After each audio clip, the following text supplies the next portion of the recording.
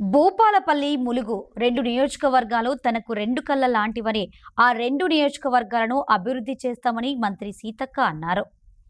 గణపురం మండలం వెల్తుర్లపల్లి క్రాస్ నుండి గుర్రంపేట వరకు 15 కోట్ల రూపాయలతో నిర్మించనున్న బీటీ రోడ్డు, హై లెవెల్ వంతెన నిర్మాణ పనులకు రాష్ట్ర మహిళా శిశు సంక్షేమ, పంచాయతీరాజ్, గ్రామీణాభివృద్ధి శాఖ మంత్రి సీతక్క మంగళవారం శంకుస్థాపన చేశారు.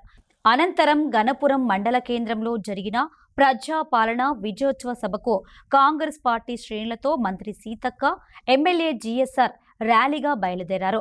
మండల కేంద్రంలో జరిగిన సభలో ప్రజలను ఉద్దేశించి మంత్రి మాట్లాడారు. మేమిచ్చిన హామీలను నెరవేర్చుతున్నాం. గత ప్రభుత్వం చేసిన అప్పులకు వడ్డీలు కడుతున్నామని మంత్రి అన్నారు. ప్రజల అభివృద్ధి కోసం అన్ని రకాలుగా కృషి చేస్తున్నామన్నారు. ఈ కార్యక్రమంలో జిల్లా అధికారులు, ప్రజా ప్రతినిధులు పాల్గొన్నారు. ఈరోజు రాజ్యాంగం ఏర్పడి 75 సంవత్సరాలు అవుతున్నటువంటి శుభ సందర్భంగా కూడా ఈ సభ నిర్వహించుకోవడం మాకు చాలా గర్వంగా ఉంది. ఎందుకంటే రాజ్యాంగం లేకుంటే ఈ భారతీయులకు ఎవరికి కూడా ఎలాంటి హక్కు లేదు. ప్రశ్నించే హక్కు లేకుండా పోయేది, జీవించే హక్కు లేకుండా పోయేది. మరి సెక్యులరిజం అనేటువంటి పదం కూడా, అందరం సమానమైనటువంటి పదం కూడా లేకుండా పోయేది. ఆ రోజు డాక్టర్ బిఆర్ అంబేద్కర్ మనకు రాజ్యాంగాన్ని రచిస్తే దాన్ని ఆమోదింపజేయించినటువంటి మహనీయుడు ఈనాటి మన రాహుల్ గాంధీ మునితాత, ఇందిరమ్మ తండ్రి నెహ్రూ గారు అని కూడా ఈ సందర్భంగా తెలియజేస్తా ఉన్నాను.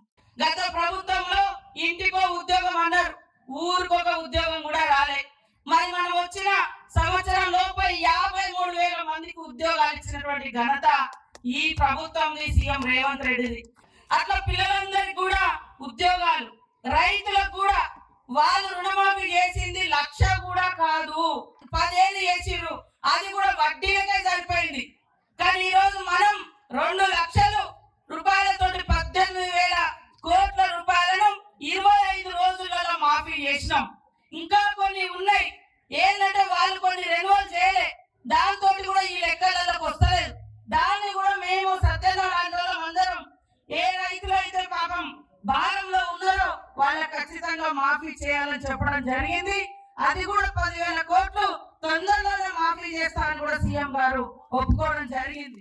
పోతుందని పార్లమెంట్ ఎన్నికల్లో గుండుసు నచ్చింది, కనీసం లోకల్ బాడీ ఎన్నికలలోనైనా మేము కనబడాలని చెప్పి ఈ రోజు మొన్న మైబాద్ లో ధర్నా చేశారు. ఏ వర్గం పెట్టారయ్యా? ఇంటికో ఉద్యోగం ఇస్తారా? దళిత గిరిజన కుటుంబాలకు 3 ఎకరాల భూమి ఇస్తారా? పేదలకు కేజీ నుంచి పీజీ వరకు ఉచిత విద్య చదివించారా? నువ్వు ఏం వర్గ పెట్టారు?